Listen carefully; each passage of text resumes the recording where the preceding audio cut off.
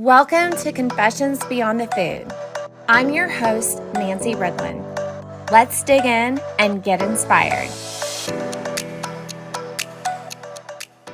Hi, welcome back to Confessions Beyond the Food. Today, I have the incredible opportunity to sit down with not just one, but two powerhouse guests, Bill Burden and Jennifer Rolander. This conversation is super special because it's not just about food service, it's about legacy, leadership, and family. Welcome, Bill and Jennifer. Hi. Hi, Nancy. Hi. So, Bill Burden is the former president of Texan China and was the owner of Burden China. He's known for his leadership, kindness, and humility. And Bill has shaped not just a company, but also countless careers and relationships in the industry. And also joining him was his daughter, Jennifer Rolander. She was recently on our podcast, and today we're bringing her back for something even more special, diving into their shared experiences, lessons learned, and what it truly takes to make an impact on this business. So what do y'all say? Do y'all want to dive in? We're ready to go. Do it. Let's do this. Okay. So I first want to start off with Bill, with Burden China. So it was a family business prior, correct? And so tell me about how you got roped into it. Was it love at first sight, or was it just like I had to do it? No, I never had to do it, but as when you have a family business as kids, my dad had started the business just after the war in like 45 or 46. And so as kids, we'd have to put things in bags and peel labels off of stuff, whatever had to be done. So it was something started doing when I was probably 7 or 8 years old. I had one time had thought I was going to go on to electronic engineering, and then I ran into something called physics. And I decided that electronic engineering maybe wasn't going to be my calling. And so that's when at college, I started taking more marketing and business administration classes. And I never really enjoyed going to school. So I went to Cal Poly Pomona, and I'd been there about 3 years. And I went to my dad and I said, I don't want to go to school anymore. I'd rather start work. And he goes, well, welcome aboard. There it was. It was never anything that I was pushed into, but I was always working at the company all through my youth and teenage years and young adulthood. So, and then I followed suit because I did the same thing. Worked as a kid for Burden China. Yeah, and you kind of discussed that in our last podcast, Jennifer, but growing up specifically around your dad's career, in the beginning, did you see yourself following his footsteps? I don't think I really thought about it much. And I think it's kind of the same way as here was my grandfather running this business. I was always around it and, playing office, and I loved it. I mean, that's what I used to do. I used to play office and, get in triplicate, when they had the carbon and stuff like that. I mean, I used to even do that at home. I played office at home. So obviously it was in me. I wanted to do business. There was obviously something there. But I mean, I had a desk, and I had 2 phones, and I created a catalog, and I would just be in my room and entertain myself playing office and having a business. That's amazing. Yeah. So I just now was thinking about that. It's really funny. So I think it definitely was in my blood because that was what I enjoyed doing. And I loved going to the company and decorating mugs. I mean, I was speedy on decorating mugs. I was the champion at decorating mugs. So I think it was just innate. It was just there. And so that business sense just kept going. And then it just made sense to work for the company. And then my mom started working. And so it was the 3 of us, as a family working together. Yes, and it's funny that you say that, Jennifer. Thinking back, I too played office. My dad was an entrepreneur, and so I did the same thing where I would go to his office and play office at home with my sister. Although we had like a store, so it was clothes, but same thing, right? Clothes, plates. Yeah, I was doing furniture, china, all tabletop stuff.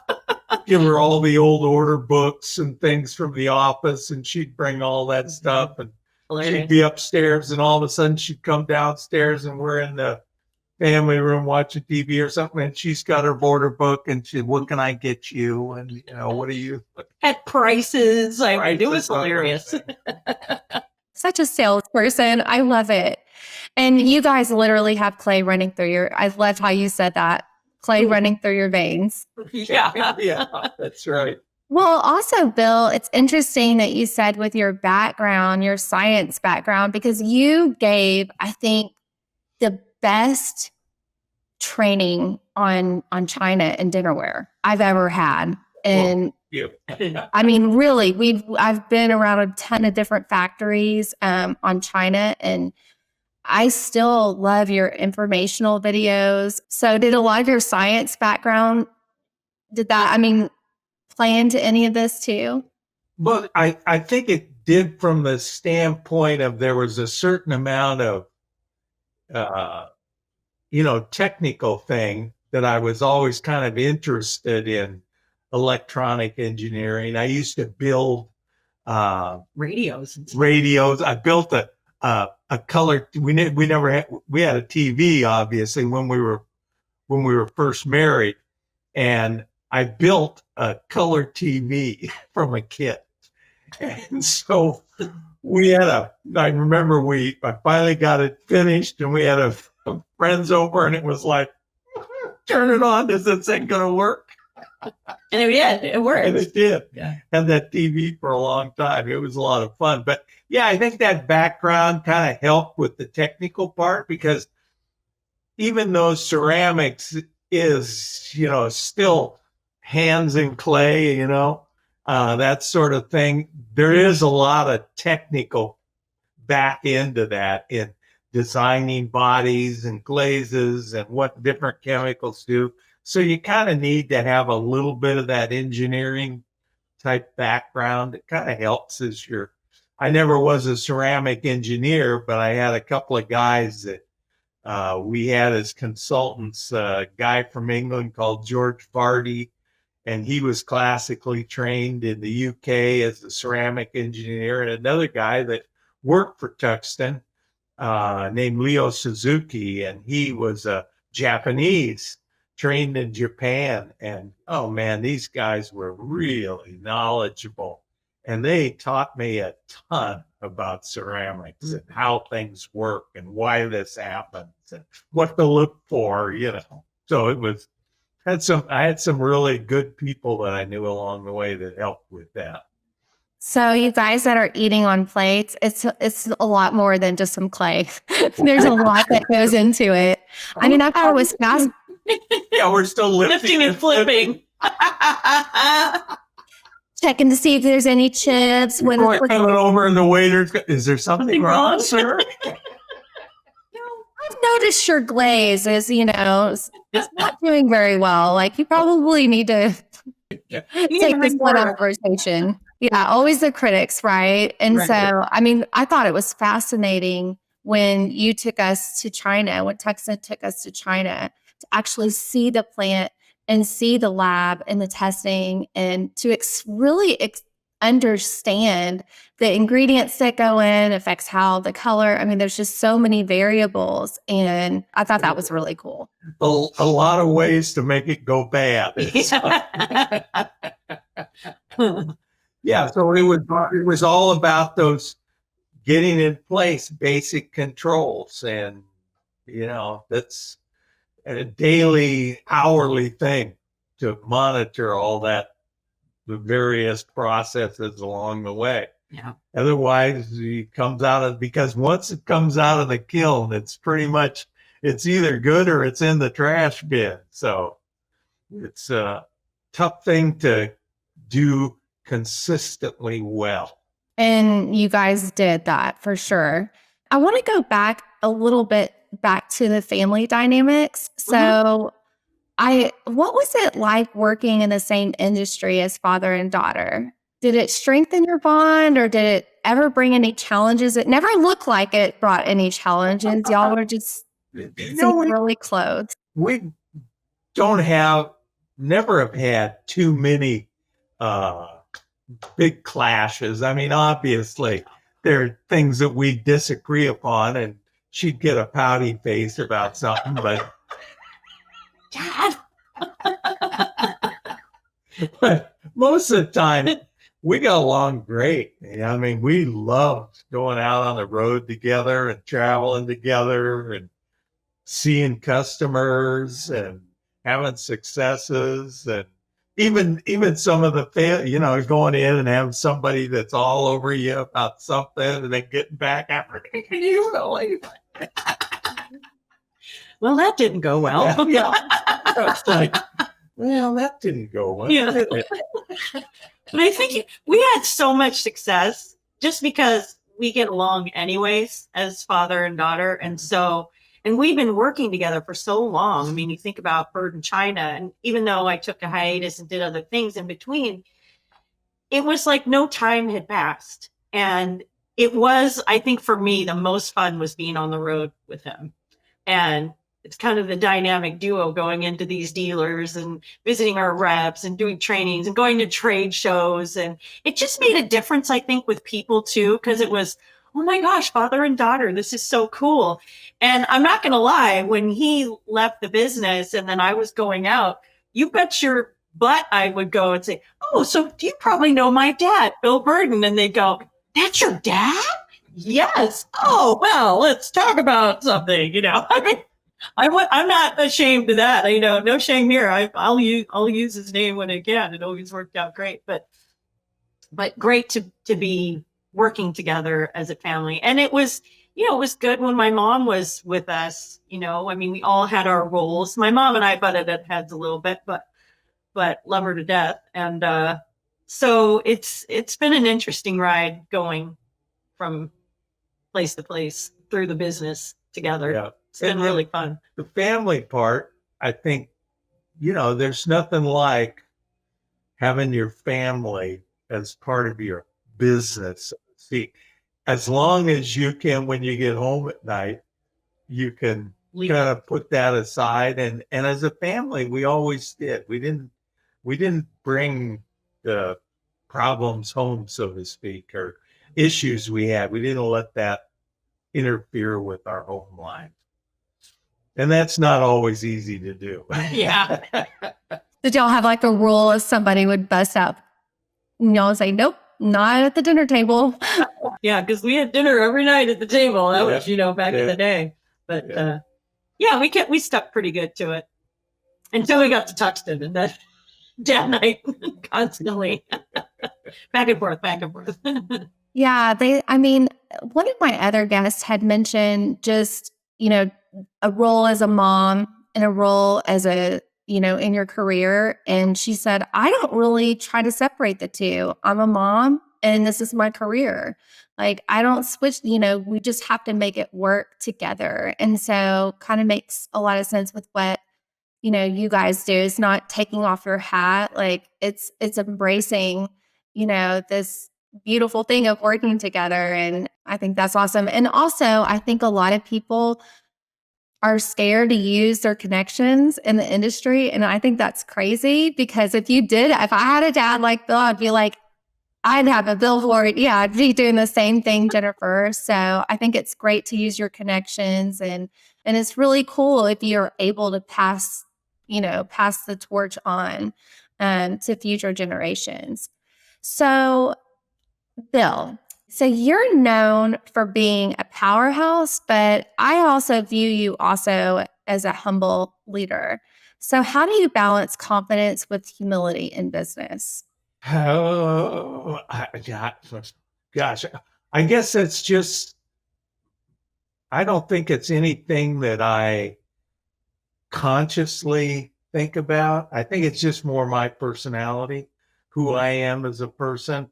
I never did like to toot my own horn, so to speak, or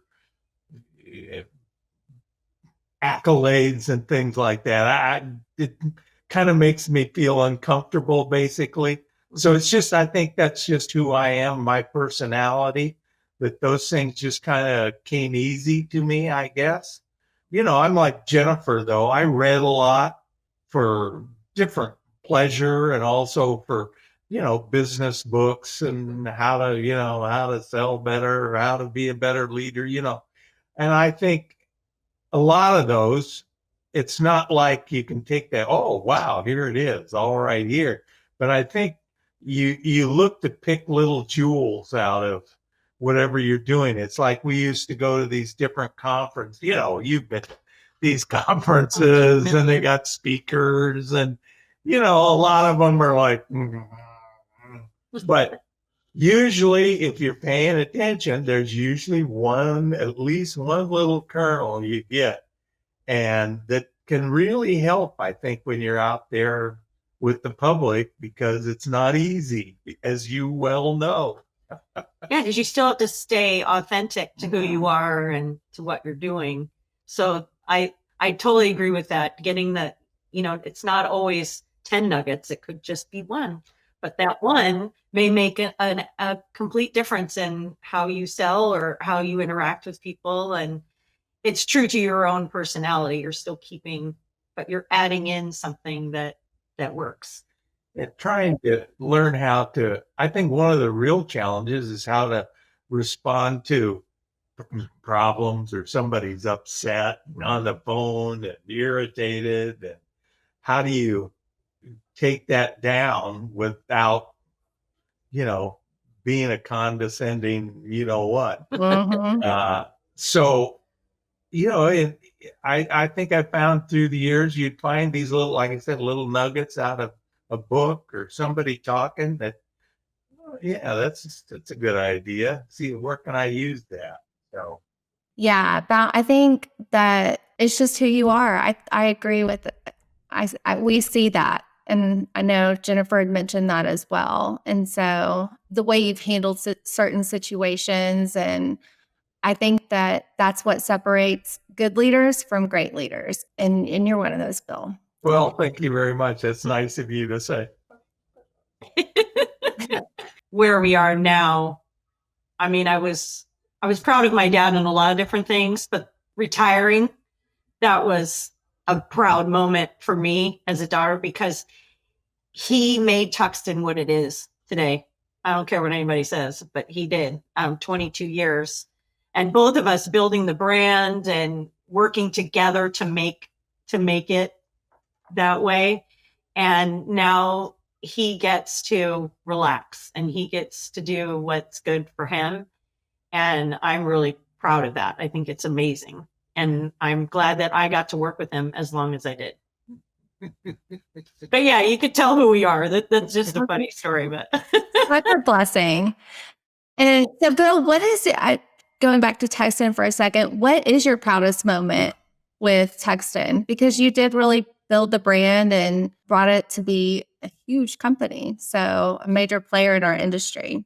Well, I really did I enjoyed all my time there. When we started out, we weren't selling very much. We weren't known. Tough slog there to begin with. But that was, for me, I guess, coming from where we had to close Virgin China. And so you have a lot of self-doubt at the time about, boy, can I do this? Can I do this or not? And going to Tuxton and the family there at Tuxton, basically they trusted. I said, I think we need to do this and this and this, and all this and this and this costs a lot of money. And they were willing to do that. And so that really made it a lot of fun to be able to take something and do what you know is right to do to grow it, and that have somebody on board that was like, yo, you want to do that? We're in, let's do it. And boy, it was fun. And then when Jennifer came on board, she kind of undersells what she did for the company. And we took another big leap when she came on board, and using her relationships and sales ability out there. Wow, made a huge difference in the company and really helped us get to that next level. And, I just enjoyed the whole thing. I love be going out and meeting people like you and working with you. And I still remember I think it was at the NRA show that somebody at the deal said, "Hey, these guys are really going to town. You ought to talk to them." And we met up on the upper deck in the show there, kind of in the middle there. And I remember we had a really good conversation with you and Emily and Mary Beth, and I think Kevin was there too at the time. And I just remember leaving that conversation. I went back to our booth and I gathered everybody around and I said, "I just had this meeting with this group of people, a sales rep," and I said, "We got to hire them right now." I remember that. Because if we don't, one of our competitors is, and then we're going to have to be fighting them on the street. I'd rather be fighting for us than having to fight this group. Yeah. So that was a fun moment too in time, just being able to do things like that, and everybody at the companies, because the guys we had were great guys and wonderful people and all that, but this was just too big of an opportunity. And to have the company stand behind you and, you go, "You want to do that? These guys are brand new." Best decision they made. Are sweet. No, that was, it was life-changing for us. And so to have the Tuxton brand as part of our portfolio, we were so new, and you had to have people that would take the chance on you. And I'm just so thankful you did. And you were so patient during that whole process of change and changing of the guards. And there's always pushback and, trust that needs to be built because we were a new group. But you just taught me a lot going through that process. And I think I mentioned on that other podcast, there's times I've called you and had to say, "Hey, I don't know what to do with this situation."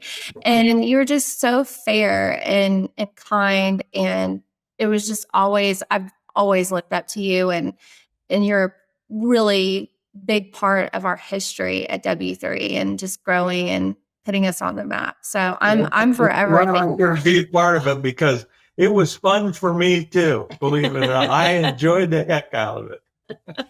Well, we did too. And it really, truly, it's cool because I know like the brand development, all those things, but it is all the people you touch along the way. And it's just for both of y'all, just to look back and be like, wow, look at all the people that we, made smile. Jennifer just wants to make them smile. How can I make them smile? And just encouraged and enlightened. It's just such a bright light in our industry. Well, thank you. It's very nice of you to say. No, it's true. So a couple more things. So Bill, what does it mean to see Jennifer making her own mark in food service? Well, that's what, as a father, obviously it makes you incredibly proud to have a daughter that is so successful. And for me, I'm really kind of basically shy is who I am. And I'm not real comfortable going into situations where I don't know people, or going into a trade fair and you're having cocktails and I don't know anybody. I'm like, And so for me to be able to be with her, and she's like, in 10 minutes, she knows half of the people. And I'm just coming along, basking in her glow. And so for me, that's incredibly proud to be able to see your daughter have that kind of success and be able to connect with people and connect with them so rapidly. It's not like she needs to take 5 years to get to know somebody. 5 minutes, she's their best bud. So that's a really, for a father, it's incredibly heartwarming and it makes you feel really proud. And that's something special that you guys get to share, that you do get to see. I mean, with my dad, he doesn't get to see the ins and outs of what I do or my parents. And that's a really special thing that you guys get to share that not many people can. Very fortunate. Yeah. And the other thing that we get to, we have a love of hockey that a lot of people are aware of that. And so we still, not every year, but we try to do it every year. We still have a father-daughter hockey trip where we'll go to some other stadium in some other part of the country to watch the Ducks, which is our local team, play somebody else. And, it's like 3 days we're together and, it's just really fun. We were in Winnipeg last year on our father-daughter trip, and we're sitting in the hotel, maybe having a libation or something, and before the game, and this guy walks up to the table. We got our jerseys on and everything. The guy walks up the table and he goes, "Oh, look, you guys see you got the Ducks jerseys. That's great to see, our fans here." He says, "Hi, I'm Aaron Dietz, president of the Anaheim Ducks." It was amazing. I'm like, "Oh, wow, My God. It was super cool. that was, just another one of those moments that because we have this kind of relationship, we're able to do those kind of things. And we've had all kinds of special moments on these trips where we're out there and, we're in the restaurants and looking and living stuff up. And she's telling them that, I see your chef. Is he a CIA graduate? And here's my card. And we're having dinner telling somebody. Can't help it. That's another thing. I just sit back and I go, "Oh my God, I can't believe it." That's awesome. That is so cool. What a fun memory. So if there's one piece of advice you could give to the next generation of food service professionals, what would that be? Don't lose your passion. I've always believed that the most important thing in sales is passion. And if you don't have that, I think you're in trouble. And no matter how good your product is or whatever, if you don't have passion out there in the marketplace, you aren't going to go anywhere. I don't think anyway. So, if you don't have it, you probably need to look for something else because I don't think you're going to be successful unless you do have passion for what you do. You end up 20 years down the road and you're like, "God, how can I hardly wait to get out of this?" I mean, I loved what I was doing. I always did. It's just my wife said, it's time. About time. Can you stop working, please, so we can? One more year, please. Yeah. Well, it's too bad, Jennifer, that you didn't get any of that passion. It's pretty unfortunate. Yeah, right. It never passed down. No, it didn't pass down. It's really a shame. It's a big shame. You guys, she's like the epitome of passion. So both of you guys, and in different ways too. It's really cool to see it expressed in different ways, and just to see y'all's dynamic. And I'm just so thankful. I mean, it's a rare opportunity. When Jennifer and I were talking, I was like, "Man, we need to get your dad on here." And I mean, just such a cool, rare thing to find a relationship like yours, and one that I look up to and admire. And I just think we can all take a page from y'all's book. And how treating, and maybe it's not like they're, you don't get the opportunity to work with family or anything like that, but just how we treat each other and treat each other like family. So exactly. one big dysfunctional family. So, and we come to a conclusion, but before we get off, I have to ask y'all's confession. Well, not too many people know that I'm an amateur songwriter. Yeah. And so I've been writing songs for years. I'm a horrible musician, but I have a friend who lives in Tucson who is a pro. And as a matter of fact, he's in the Tucson Music Hall of Fame. His name is Brian Davies. I've known him since he was a little kid. And we've been friends throughout the years. And I write some lyrics and then he'll write music to it. And so we've done, a number of things over the years. And his career was a dentist. He was a dentist in Tucson, but his love was music. And so he was always in some type of band and throughout the years. And so we wrote a couple of songs together, and then Bandy was in, recorded them and put them on a couple of CDs that he had. And those CDs are on Spotify. And so you can go on Spotify and the songs are there to listen to. And if we got enough downloads on the one song that I'm actually now not an amateur anymore, I'm a professional songwriter, because we got enough downloads that I got $1 in royalties. So, but I'm going to promote this for a second here. So if you want to go listen to the music from this band, it's Sonoran Dogs, and his songs are Canyon Grand and Turn to Sand, and they're amazing. The lyrics are phenomenal. So we're going to have to link that to this podcast. The other thing we did a couple of other projects this year, and Brian, I wrote a song about basically moving to Arizona after I retired, called Arizona Skyline. Mm-hmm.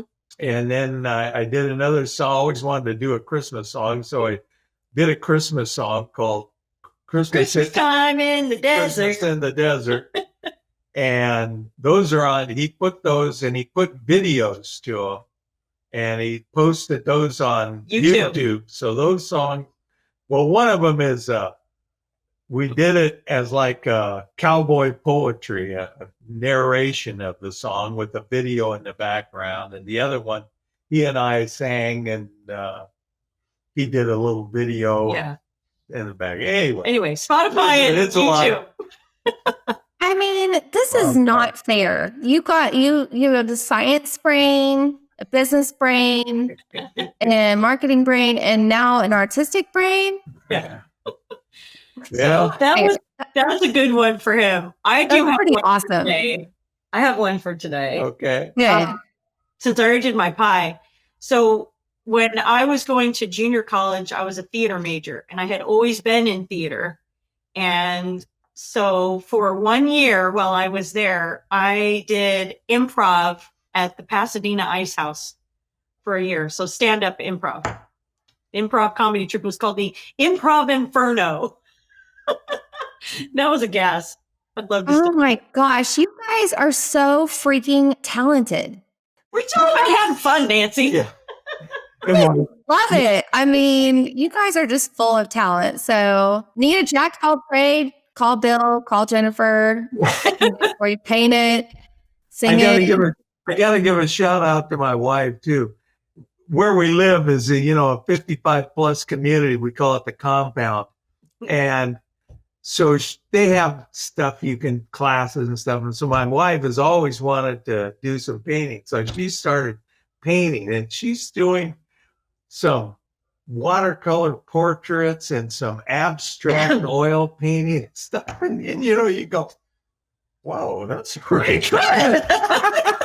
And the teacher's going, wow, you're really good. Anyway, it's all about having fun. We're having a blast. And trying different things, it's good.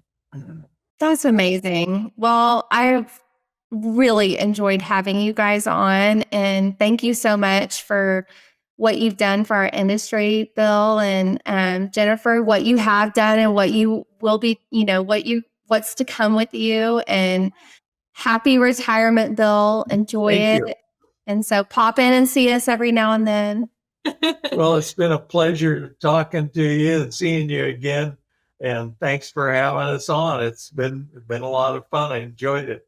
Yeah, this was great, Nancy, and it's such a fun thing to, it just happened that my dad happened to be up here, and then getting to do this together it's fun. It's fun. Fun. So, and if you didn't listen to Jennifer's podcast, you'll have to check that out with Jennifer Rolander. So check that out on all of our platforms. And we thank you so much for listening in, and we'll catch you next time. Bye. Bye. For more inspiration, follow our social media at W3 Sales. Please like, comment, and subscribe. All the things. We would love to connect with you.